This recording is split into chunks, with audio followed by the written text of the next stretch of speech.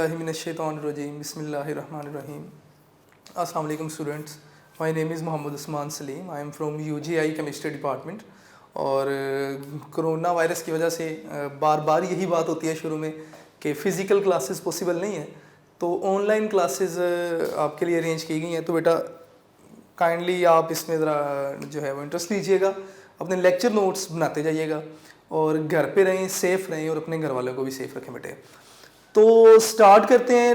Previous lecture board fortunately यहाँ से erase नहीं किया गया था, तो मुझे डायग्राम बिल्कुल वैसे ही मिल गई वापस जिस तरह हमने प्रीवियस लेक्चर में डिस्कस किया था। हमने बेटे मैस स्पेक्ट्रोमीटर स्टार्ट किया था, हमने मैस स्पेक्ट्रोमीटर की टाइप्स को डिस्कस किया, हमने प्रिंसिपल को डिस्कस किया कि किस प्रिंसिपल के अकॉर्डिंगली मैस स्पेक्ट्रोमीटर जो है वो काम करता है। उसके बाद हमने मैस स्पेक्ट्रोमीटर की वर्किंग को डिस्कस किया। वर्किंग में हमने जो है वो सबसे पहले वेपराइजेशन चैम्बर को डिस्कस किया, फिर आयनाइजेशन चैम्बर को डिस्कस किया, फिर हमने इलेक्ट्रिक फील्ड को डिस्कस किया, मैग्नेटिक फील्ड को हमने डिस्कस किया। और मैग्नेटिक फील्ड में हमने लास्ट में ये देखा था कि जब पॉजिटिवली चार्ज पार्टिकल्स यानी कि आइसोटोप्स मैग्नेटिक फील्ड में से गुजरते हैं, तो मैग्नेटिक फील्ड में से गुजरते हैं तो m/e वैल्यू के लिहाज से वो डिफरेंट जो है वो पाथ्स में मूव कर जाते हैं, डिफरेंट कर्व्स पाथ में मूव कर जाते हैं। तो थोरोली हमने उसमें डिस्कस भी किया था। तो अब इसीलिए हमने मैग्नेटिक फील्ड को एनालाइजर का या सेपरेटर का नाम भी दिया था। अब मैग्नेटिक फील्ड के बाद जो नेक्स्ट आपके पास स्टेज आ रही है दैट इज इलेक्ट्रोमीटर, या आप इसे आयन कलेक्टर भी कहते हैं। तो बेटे मैं साथ साथ यहाँ पे लिखता जाऊंगा, आप जरा साथ साथ रहिएगा। तो मैं इसे लिख दूंगा जी इलेक्ट्रोमीटर, या आप इसे आयन कलेक्टर भी कहते हैं जी, क्योंकि सारे आयन्स यहाँ पे आके फॉल करेंगे। जो भी आपके पास आयन्स कर्ड पाथ में मूव किए थे। तो बेटे थोड़ा सा रिकॉल कीजिए, सैंपल हमने इंट्रोड्यूस करवाया। सैंपल्स क्या थे? कोई एलिमेंट था जो कि मिक्सचर था अपने आइसोटोप्स का। इसका मतलब जो हमने सैंपल लिया actually it's a mixture of isotopes. अगर हाइड्रोजन सैंपल लिया तो हाइड्रोजन के तीनों आइसोटोप उसमें मौजूद होंगे।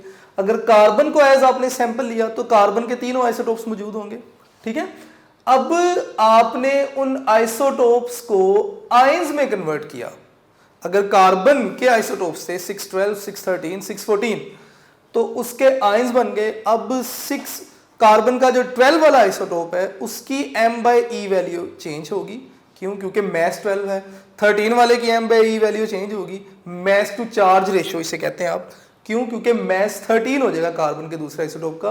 14 वाले की m/e वैल्यू चेंज हो जाएगी क्योंकि मास जो है वो 14 हो जाएगा। तो आइसोटोप्स जितने भी आइसोटोप्स होंगे उनकी m/e वैल्यू चेंज होगी। तो अपनी m/e वैल्यू के लिहाज से ये आइसोटोप्स डिफरेंट पाथ्स में मूव किए, और मूव करने के बाद ये आके गिरेंगे किसके ऊपर? इलेक्ट्रोमीटर पे। तो ये आयंस हैं, पॉजिटिवली चार्ज आयंस हैं, इलेक्ट्रोमीटर पे आके गिरते हैं। तो यहां पे आयंस कलेक्ट हो रहे होते हैं, तो इसीलिए आप इसे आयन कलेक्टर भी कहते हैं। यहां पे होगा क्या कि जितने आयंस इस जो है वो इलेक्ट्रोमीटर पे आके गिरेंगे, इलेक्ट्रोमीटर उन आयंस को करंट सिग्नल में कन्वर्ट करता जाएगा। ठीक है, तो मैं यहां पे लिखूंगा कि ions positively charge ions fall on electrometer, कि ये आयंस इलेक्ट्रोमीटर पे आके फॉल करेंगे और इलेक्ट्रोमीटर क्या करेगा? इन आयंस की क्वांटिटी के लिहाज से करंट प्रोड्यूस करता जाएगा। ठीक है, तो नेक्स्ट मैं यहां पे लिख दूंगा कि इलेक्ट्रोमीटर करंट प्रोड्यूस करेगा एंड आयोनिक करंट प्रोड्यूस, कि ये इलेक्ट्रोमीटर क्या करेगा? आयंस की वजह से आयनिक करंट प्रोड्यूस करना शुरू कर देगा। अब जो आयंस फॉर एग्जांपल कार्बन के 12 वाले आइसोटोप ज्यादा हैं, तो फॉर एग्जांपल 12 वाले आइसोटोप ज्यादा हैं तो वो ज्यादा फॉल करेंगे किसी एक पोजीशन पे। तो उस एक पोजीशन पे गिरने वाले जो आइसोटोप हैं वो ज़्यादा हो गए और वहाँ पे बनने वाला ग्राफ भी जो है वो ज़्यादा होगा। खैर लास्ट में इस डिस्कशन की तरफ आएंगे भी। अब ये जो करंट सिग्नल हैं ये भेज दिए जाएंगे किसको, एम्पलीफायर को। तो नेक्स्ट स्टेज हमारे पास आ जाएगी जी एम्पलीफायर।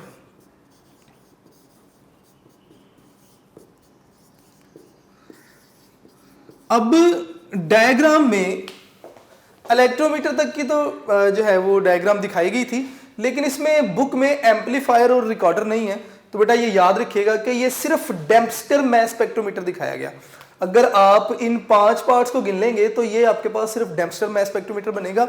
अब नेक्स्ट जो हम डिस्कस करने जा रहे हैं, इन पार्ट्स को भी डिस्कस करेंगे तो ओवरऑल एक मॉडर्न मैस स्पेक्ट्रोमीटर बन जाएगा। ठीक है, फिलहाल डायग्राम डेम्पस्टर के लिए दिखाएगी। अब एम्पलीफायर क्या करता है, एम्पलीफायर क्या करेगा, एम्पलीफाई द करंट सिग्नल। मैं यहां पे लिख देता हूं कि एम्पलीफायर क्या करेगा, विल एम्पलीफाई द करंट या द माइन्यूट करंट। कौन सा करंट, जो कि इलेक्ट्रोमीटर ने प्रोड्यूस किया due to the fall of ions. Minute current कि इस थोड़े से करंट को एम्पलीफाई किया जाएगा एंड फेड टू रिकॉर्डर, और ये जो करंट है ये रिकॉर्डर को भेज दिया जाएगा। अब नेक्स्ट आपके पास जो सेल आ जाएगा, चैम्बर आ जाएगा, दैट इज रिकॉर्डर। रिकॉर्डर आपके पास एक डिस्प्ले डिवाइस है। ये किसी कंप्यूटर की स्क्रीन भी हो सकती है, ठीक है, लैपटॉप की स्क्रीन हो सकती है, या मशीन की अपनी कोई बिल्ट इन स्क्रीन हो सकती है। अब रिकॉर्डर क्या करता है, will show the result. Recorder आपको रिजल्ट शो करेगा in the form of graph called mess spectrograph, जिसे आप स्पेक्ट्रोग्राफ या मैस स्पेक्ट्रोग्राफ भी कहते हैं। ठीक है, तो ये आपके पास वर्किंग कंप्लीट हो गई किसके लिए, मैस स्पेक्ट्रोमीटर के लिए। अब हम एक एग्जांपल भी डिस्कस करेंगे कि फॉर एग्जांपल अगर हम नियोन को एज सैंपल लेते हैं। एग्जांपल हमने ली कि हमने सैंपल किसे ले लिया, नियोन है हमारे पास। मैं लिख देता हूं जी, सैंपल हमारे पास कौन होगा जी, नियोन है। नियोन के बारे में बेटा थोड़ी सी इंफॉर्मेशन आपको बतानी चाहिए कि नियोन जो है नोबल गैस है। ठीक है, एटॉमिक नंबर जो है इसका आपके पास 20 है, एटॉमिक मैस। ठीक है, और इसके 3 आइसोटोप्स हैं, लेकिन हमें मैस स्पेक्ट्रोमीटर भी इसके बारे में बताएगा। किस तरह बताएगा, ज़रा साथ साथ बैठे रहिएगा आप लोग। हमने देखें, सबसे पहले तो रिलेटिव एटॉमिक मैस, अगर आपको याद हो, आप कहते हैं जी हम मैसेज मालूम करते हैं कार्बन के उस आइसोटोप्स के साथ कंपेयर करके जिसका मैस क्या होता है जी, 12 होता है। तो इसका मतलब ये मशीन सेट कर दी गई कार्बन 12 आइसोटोप के लिए। अगर आप इस मशीन के थ्रू कोई ग्राफ जो है वो कार्बन को मालूम करेंगे, तो कार्बन के 12th आइसोटोप का जो ग्राफ आपको मिलेगा, लेट्स सपोज वो ग्राफ ये मिल रहा है।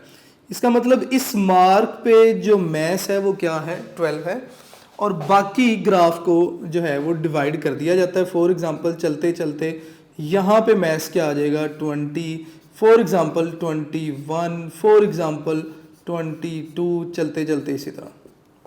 इसका मतलब ये ग्राफ कार्बन के लिए यहां से जो आपको प्रिंट मिलेगा वो सेट हो चुका हुआ है। अब जब आप नियोन को एज सैंपल लेंगे, आपने नियोन को इंट्रोड्यूस करवाया, गैसियस स्टेट में थी। सबसे पहले नियोन को आयोनाइज करवाया गया, आयोनाइज करवाया, नियोन के पॉजिटिवली चार्ज आयन बनना शुरू हो गए। पॉजिटिवली चार्ज आयन बने और पॉजिटिवली चार्ज आयन को आपने एक्सेलरेट करवा दिया इलेक्ट्रिक फील्ड की मदद से। आयंस परफोरेटेड प्लेट में से पास कर गए, आपने एक स्ट्रेट बीम लेने के लिए स्लिट्स प्लेस कर दी। स्लिट्स में से पास करने के बाद आयंस मैग्नेटिक फील्ड में से पास किए। मैग्नेटिक फील्ड में से पास करने के बाद ये आयंस जो हैं अपनी m/e वैल्यू के लिहाज से डिफरेंट पाथ में जो है वो फॉल करेंगे। लेट्स सपोज यहाँ पे जो डायग्राम बन रही है, अगर मैं इस इलेक्ट्रोमीटर को दोबारा यहाँ पे लिखूं तो ये नियोन के ही आइसोटोप्स गिरेंगे, 3 पोजीशंस पे नियोन के आइसोटोप गिरे। और लेट्स सपोज के जो 20 वाले आइसोटोप थे उनकी पीक ज़्यादा बड़ी बनी, 21 वाले और 22 वाले। अगर आप रिकॉर्डर की मदद से अगर आप रिजल्ट्स देखते हैं तो रिजल्ट्स आपको ग्राफ की शक्ल में मिलते हैं। एक पीक आपको मिलती है जी नियोन के केस में 20 पे, ठीक है। दूसरी पीक आपको मिलती है नियोन के केस में 21 पे, और थर्ड पीक आपको मिलती है नियोन के केस में ही 22 पे। तो कहते हैं इसका मतलब यह हुआ कि अगर यहां पे कार्बन का मैस 12 है तो नियोन का मैस फिर 20 है, नियोन के दूसरे आइसोटोप का मैस 22 है, क्योंकि 21 पे हमें पीक मिल रही है और 22 पे मिल रही है। इसका मतलब सबसे पहले तो आप नंबर ऑफ पीक्स गिने, आपको पता चलेगा कि नियोन के आइसोटोप्स कितने हैं। तो अगर आपको याद हो तो मैस स्पेक्ट्रोमेट्री के स्टार्ट में मैंने आपसे कहा था कि आप नंबर ऑफ आइसोटोप्स मालूम कर सकते हैं कैसे, आप नंबर ऑफ पीक्स काउंट कर लें, नंबर ऑफ आइसोटोप्स। इसका मतलब ग्राफ बता रहा है कि 3 पीक्स बनी है, तो नियोन के आपके पास कितने आइसोटोप्स हैं, 3 आइसोटोप्स हैं, ठीक है। और वो तीनों आइसोटोप्स जिस जिस पोजीशन पे बन रहे हैं वो उनके मैसेज होंगे। तो एक्स एक्सिस पे अगर आप देखें तो पहली पीक बन रही है 20 पे, तो इसका मतलब नियोन के एक आइसोटोप का मैस 20 है, दूसरे आइसोटोप का मैस 21 है और तीसरे आइसोटोप का मैस 22 है। तो अगर आपको याद हो तो स्टार्ट में मैंने आपसे कहा था कि आप आइसोटोप्स के एग्जैक्ट मैसेज मालूम कर सकते हैं on x axis. Lecture number आप गालबन जो है वो 5 में देखिएगा, तो 6 में सॉरी, मैंने आपसे कहा भी था कि एक्स एक्सिस पे मैसेज आपको मिलेंगे। अब ये जो हाइट ऑफ पीक है ये आपको बता रही है कि कौन से वाले आइसोटोप की अबंडेंस ज्यादा है। 20 वाले आइसोटोप की पीक की हाइट सबसे ज्यादा है, तो इसका मतलब 20 वाले आइसोटोप की अबंडेंस क्या है, ज्यादा है। 22 वाले की अबंडेंस 21 वाले की अबंडेंस और 22 वाले की अबंडेंस भी आपके पास गिवन है, वैल्यूज हम इनकी देख भी सकते हैं। तो कहते हैं जी कि 20 वाला जो आइसोटोप है इसकी अबंडेंस 90.92% है, 21 वाले की अबंडेंस 0.257%, और जो 22 है इसकी अबंडेंस बेटे आपके पास होगी 8.82%। तो ये इनकी अबंडेंस है। तो एक्चुअली इस ग्राफ को देखते हुए हमें सारे के सारे रिजल्ट्स जो हैं वो मिल जाते हैं। तो ये टोटल आपके पास मैस स्पेक्ट्रोमीटर था। इंपॉर्टेंट लॉन्ग क्वेश्चन भी आता रहा ये पेपर में, तो आपने इसकी वर्किंग बता दी। लास्ट में हमें जितने भी रिजल्ट्स हैं इस ग्राफ को देखते हुए मिलेंगे। मैं यहाँ पे लिख भी देता हूँ कि नियोन स्पेक्ट्रोग्राफ। इसके अलावा बेटा आइसोटोप्स के मैसेज मालूम करने के हमारे पास और भी मेथड हैं, बुक में बताए भी हुए हैं। लास्ट पैराग्राफ में आप देखिएगा डिफ्यूजन मेथड है, इसके अलावा सेंट्रीफ्यूज है, और भी आपके पास जो है वो मेथड्स गिवन है। तो ये बड़े टोटल आपके पास स्पेक्ट्रोमीटर था, तो इसे आप देख लीजिएगा। नेक्स्ट हमारे पास जो टॉपिक आएगा दैट इज एवरेज एटॉमिक मास। तो मैं इसे इरेज कर रहा हूँ और नेक्स्ट हम मूव करेंगे टुवर्ड्स एवरेज एटॉमिक मास।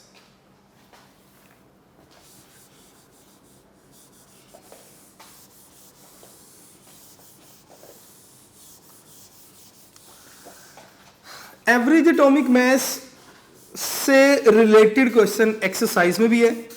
अगर आप एक्सरसाइज का क्वेश्चन नंबर 25 देखें और उसका डी पार्ट देखें तो उन्होंने पूछा होगा कि नियोन का जो एवरेज एटॉमिक मास है वो 20.18 AMU है। हालांकि 20.18 AMU तो नियोन के किसी भी आइसोटोप का मास नहीं है, या 20 है या 21 है या 22 है।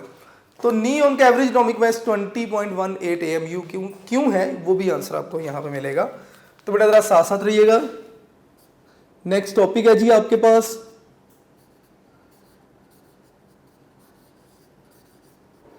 एवरेज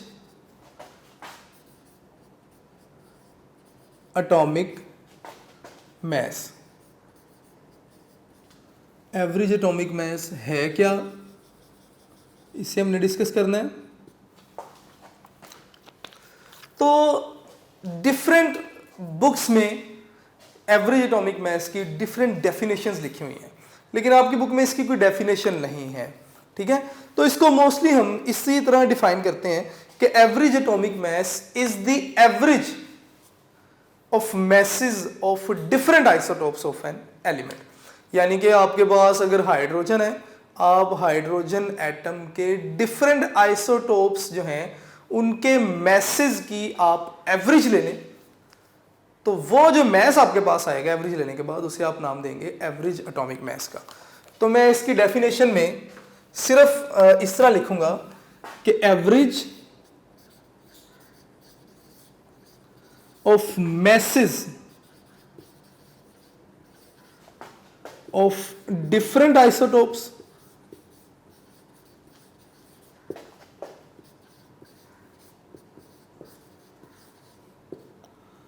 ऑफ एन एलिमेंट,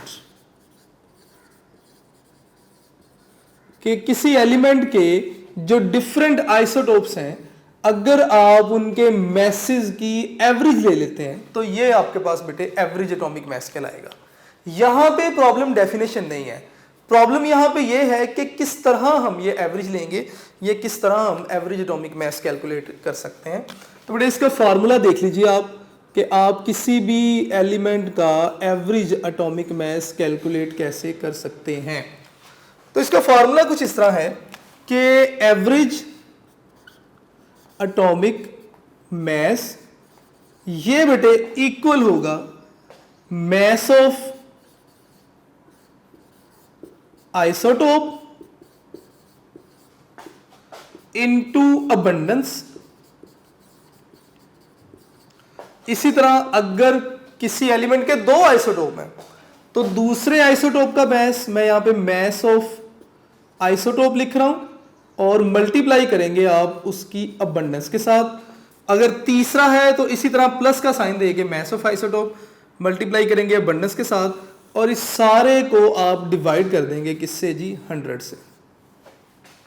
इसकी एग्जांपल हम नियोन के लिए ही देख लेते हैं कि नियोन का अगर आपने एवरेज एटॉमिक मैस देखना है तो इंफॉर्मेशन सारी यहां पे गिवन है। तो मैं यहां पे लिख दूंगा कि एवरेज एटॉमिक मैस किसका जी, नियोन का। तो ये बेटे आप कैसे मालूम कर सकते हैं, फार्मूला आपके सामने गिवन है। आपने मैस ऑफ आइसोटोप, नियोन के पहले आइसोटोप का मैस क्या है 20, तो हमने यहां पे लिख देना है जी 20 और 20 को मल्टीप्लाई करेंगे उसकी अबंडेंस के साथ। तो 20 वाले आइसोटोप की अबंडेंस कितनी है 90.92, तो मैंने यहाँ पे 90.92 लिख दिया। फिर प्लस का साइन, अगर नियोन का दूसरा आइसोटोप है, बिल्कुल है, मैस क्या है 21, तो मैं यहाँ पे लिखूंगा जी 21 और इसको मल्टीप्लाई कर दिया इसकी रिलेटिव अबंडेंस के साथ, तो 0.257 इसकी अबंडेंस है जी 0.257। आपकी बुक में 26 लिखा होगा राउंड ऑफ करके, आप 26 भी लिख सकते हैं। तीसरा आइसोटोप है जी नियोन का, बिल्कुल है, आप उसका भी मैस बताएं कितना है जी 22 और उसकी अबंडेंस कितनी है 8.82। आपने अबंडेंस से मल्टीप्लाई किया और इन सारों को आपने किससे डिवाइड करना है 100 के साथ। जब आप इसे सॉल्व करेंगे कैलकुलेटर पे तो आपके पास आंसर आएगा 20.18 AMU में ये आंसर होगा। तो इस आंसर में सीखने वाली बात क्या है, कहते हैं जी कि एवरेज एटॉमिक मैस को आप फ्रैक्शनल एटॉमिक मैस भी कह सकते हैं। क्यों? क्योंकि इसका आंसर फ्रैक्शनल होता है, लेकिन हकीकत में एक्चुअली किसी भी आइसोटोप का मैस फ्रैक्शन में नहीं होता। क्यों? क्योंकि आइसोटोप का मैस तो फ्रैक्शन में हो ही नहीं सकता, या 20 है या 21 है या 22 है या 20 जो भी है।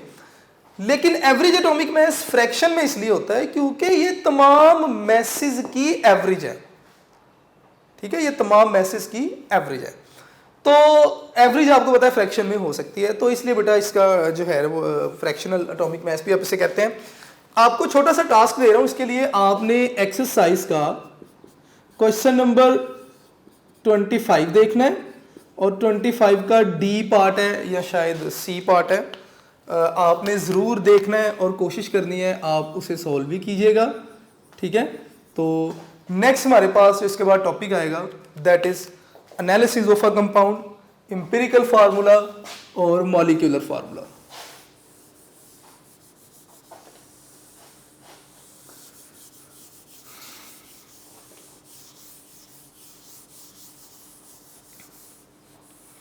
जी, तो बेटे नेक्स्ट हमारे पास टॉपिक है जी analysis of a compound, empirical formula और molecular formula. Analysis of a compound, empirical formula, molecular formula, इनको बुक में हेडिंग वाइज तो इकट्ठा लिख दिया, साथ साथ लिख दिया है, लेकिन ये तीनों तीन डिफरेंट टॉपिक्स हैं। इनमें कुछ सब टॉपिक्स आएंगे, वो मैं साथ साथ आपको बताता भी जाऊंगा, आप सुनते जाएंगे, आपके लिए बुक से याद करना भी आसान हो जाएगा खुद से भी। तो स्टार्ट करते हैं जी, analysis of compound, empirical formula, molecular formula, लेकिन उनमें से सबसे पहले हम एनालिसिस को डिस्कस करेंगे। तो एनालिसिस ऑफ कंपाउंड मैं यहां पे लिख रहा हूं बेटा, एनालिसिस ऑफ कंपाउंड। अब ये जो एनालिसिस है ये होता क्या है? मुशाहिदा करना, किसी चीज की ऑब्जर्वेशन करना, ठीक है। केमिस्ट्री में हम कंपाउंड्स की जब एनालिसिस करते हैं तो हम किसी भी कंपाउंड को ऑब्जर्व करते हैं कि ये किन किन एटम्स से मिलकर बना है और इसमें किन किन एटम्स की तादाद कितनी कितनी है। अगर हमें ये चीजें पता चल जाएं तो हम किसी भी अननोन कंपाउंड को गेस कर सकते हैं कि ये अननोन कंपाउंड होता क्या है। फॉर एग्जांपल, आपको उन्होंने कोई सैंपल दे दिया और उन्होंने आपसे कहा कि बताएं कि विच कंपाउंड इज दिस। आपको नहीं पता कि ये कंपाउंड कौन सा है, तो फिर आप उस कंपाउंड को एनालाइज करना शुरू कर देते हैं। आप पहचानते हैं कि इस कंपाउंड में एटम्स कौन कौन से हैं और ये पहचान आप डिफरेंट टेस्ट के थ्रू करते हैं, ठीक है। फिर आप जब एटम्स को रिकॉग्नाइज कर लेते हैं कि ये वाले एटम्स हैं, तो फिर हम ये मालूम करना शुरू कर देते हैं कि एटम्स के मैसेज कितने कितने हैं। अगर हमने मैसेज भी पता चल जाए तो हम कंपाउंड गेस कर सकते हैं, ठीक है। तो ये कंप्लीट एनालिसिस होता है। तो मैं एनालिसिस को दो तरह के एनालिसिस में क्लासिफाई कर दूंगा। दो तरह के एनालिसिस होते हैं जी हमारे पास। सबसे पहले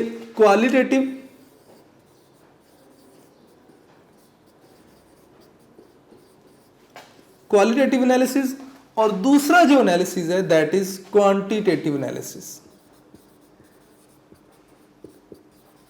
क्वालिटेटिव एनालिसिस और क्वांटिटेटिव एनालिसिस। क्वालिटेटिव एनालिसिस में हम करते क्या हैं? हम किसी भी कंपाउंड में मौजूद एटम्स को जो है वो देखते हैं, आइडेंटिफाई करते हैं कि कौन कौन से एटम्स हैं। तो मैं यहां पे लिख दूंगा कि identification of atoms in a compound.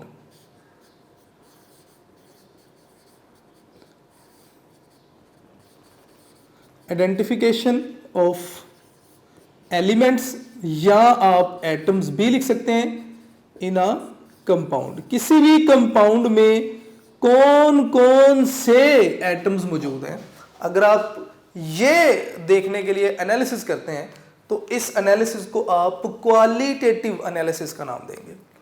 दूसरा एनालिसिस आपके पास आ जाता है जी क्वांटिटेटिव एनालिसिस। मैं यहाँ पे आइडेंटिफिकेशन को हाईलाइट कर दिया कि हम सिर्फ आइडेंटिफाई करते हैं। क्वांटिटेटिव एनालिसिस में जब हमें पता चल गया कि कौन कौन से एटम मौजूद हैं, अब नेक्स्ट हम ये काम करते हैं कि उन एटम्स की वेट मालूम करते हैं, मैसेज मालूम करते हैं कितने कितने मैसेज मौजूद हैं। तो नेक्स्ट मैं यहाँ पे लिखूंगा कि क्वांटिटेटिव एनालिसिस क्या है? एस्टिमेशन है। इसमें हम एस्टिमेशन करते हैं, estimation of message of elements के एलिमेंट इन अ कंपाउंड, कि एक कंपाउंड में मौजूद जो एलिमेंट थे जिन्हें हमने आइडेंटिफाई कर लिया, उनके मैसेज कितने कितने मौजूद हैं। और अगर ये दोनों चीज़ें हमें पता चल जाएं तो ऑलमोस्ट हम कंपाउंड को रिकॉग्नाइज कर लेते हैं, उस कंपाउंड को जिसके बारे में हमें इंफॉर्मेशन नहीं गिवन थी। अच्छा बेटा, एनालिसिस में आपको एक छोटी सी डेफिनेशन भी जो है वो करनी पड़ेगी साथ साथ, परसेंटेज ऑफ एलिमेंट।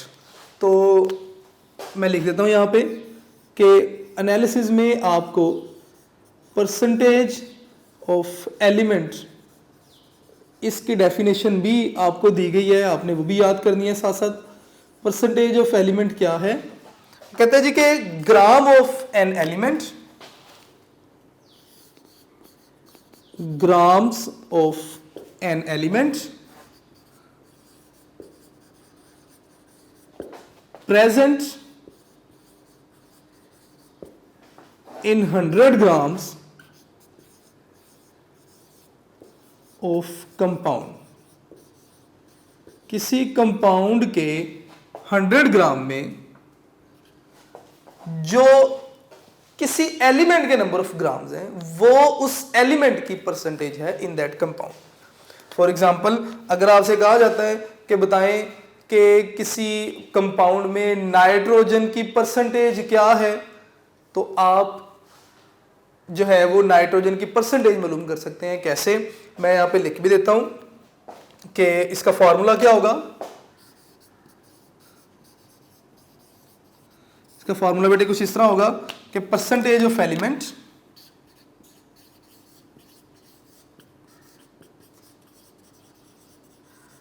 ये आपके पास इक्वल होगा mass of element divided by mass of compound, और परसेंटेज है तो मल्टीप्लाई भी आप करेंगे किससे जी? 100 से। तो ये आप परसेंटेज जो है वो बड़ा इजीली मालूम कर सकते हैं किसी भी एलिमेंट की। अब अगर आप बुक का पेज नंबर 7 देखें तो पेज 7 पे एक एग्जांपल गिवन है बेटे। वो एग्जांपल आप लोगों ने खुद से सॉल्व करनी है। आपको एक कंपाउंड बता दिया जाएगा जिसका मैस मेरा ख्याल 8.657 ग्राम है। उस कंपाउंड में आपको कार्बन की अमाउंट बता दी जाएगी जो कि कार्बन 5.217 है, और इसी तरह आपको हाइड्रोजन की अमाउंट बता दी जाएगी जो कि मेरा ख्याल 0.962 ग्राम है, और इसी तरह ऑक्सीजन की भी आपको परसेंटेज बता दी जाएगी कि इतने इतने ग्राम कार्बन हाइड्रोजन ऑक्सीजन मौजूद है। आपने परसेंटेज मालूम करनी है। तो अगर आप कार्बन की परसेंटेज मालूम करेंगे तो परसेंटेज ऑफ कार्बन, कार्बन का जो उन्होंने आपको मैस बता दिया 5.217 है शायद, तो मैस ऑफ कार्बन लिखा, नीचे आप लिखेंगे मैस ऑफ कंपाउंड 8.657। आपके पास कार्बन की परसेंटेज आ जाएगी, आपके पास हाइड्रोजन की परसेंटेज आ जाएगी, आपके पास ऑक्सीजन की परसेंटेज आ जाएगी। आप एग्जांपल सोल्ड है, आप देखिएगा बुक से।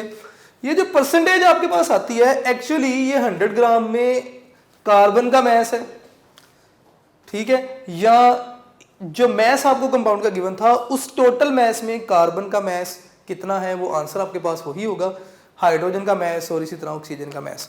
तो बेटे ये आपके पास परसेंटेज ऑफ अ कंपाउंड था। अब नेक्स्ट हमारे पास आ जाता है जी इंपेरिकल फार्मूला। तो डेफिनेशन भी लिखूंगा, साथ साथ जरा देखते जाइएगा आप लोग। इंपेरिकल फार्मूला को आप जूनियर क्लासेस से पढ़ते आ रहे हैं। हमने पढ़ा कि केमिकल फार्मूला कितने टाइप के हैं। एक इंपेरिकल फार्मूला है, एक मॉलिक्यूलर फार्मूला है, कंडेंस फार्मूला है, ठीक है, स्ट्रक्चरल फार्मूला भी होता है, डॉट क्रॉस फार्मूला भी होता है जिससे आप लीविस जो है वो फार्मूला भी कहते हैं। तो लेकिन अभी जो हम पढ़ने जा रहे हैं that is empirical formula.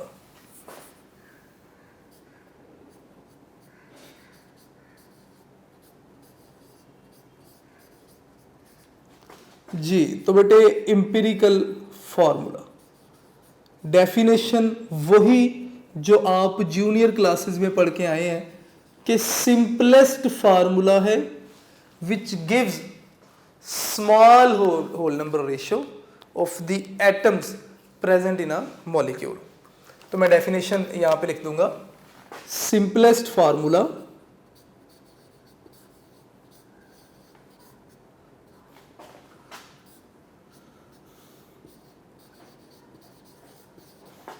which gives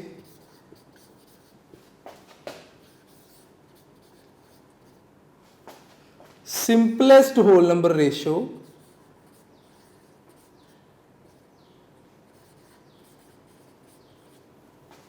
which gives simplest whole number ratio of atoms। Atoms भी लिख सकते हैं, एलिमेंट भी लिख सकते हैं, आपकी मर्जी है। प्रेजेंट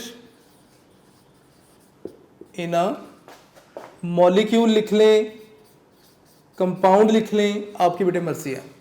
इसकी एग्जांपल देख लें। डेफिनेशन के ऊपर मैंने इसलिए डिस्कशन ज़्यादा नहीं की क्योंकि जूनियर क्लासेस में आप इसे सीख के आ चुके हैं। इसकी एग्जांपल देख लें बेटे। सबसे पहले हम ग्लूकोज लिख लेते हैं, C6H12O6। इसी तरह बेंजीन का भी फार्मूला लिख लेते हैं, C6H6। ये मैंने ग्लूकोज का मॉलिक्यूलर फार्मूला लिख दिया, बेंजीन का मॉलिक्यूलर फार्मूला लिख दिया। अब ग्लूकोज का अगर आप एम्पिरिकल फार्मूला लिखना चाहते हैं तो सबसे पहले देखें कि एटम कौन कौन से हैं। कार्बन है, हाइड्रोजन है और ऑक्सीजन है। एटम्स की रेशियो लिख लें आप। कार्बन के नीचे कार्बन के लिए लिख रहा हूं 12 है, 6 है। हाइड्रोजन के लिए मैं 12 लिखूंगा, ऑक्सीजन के लिए मैं दोबारा से 6 लिख रहा हूं।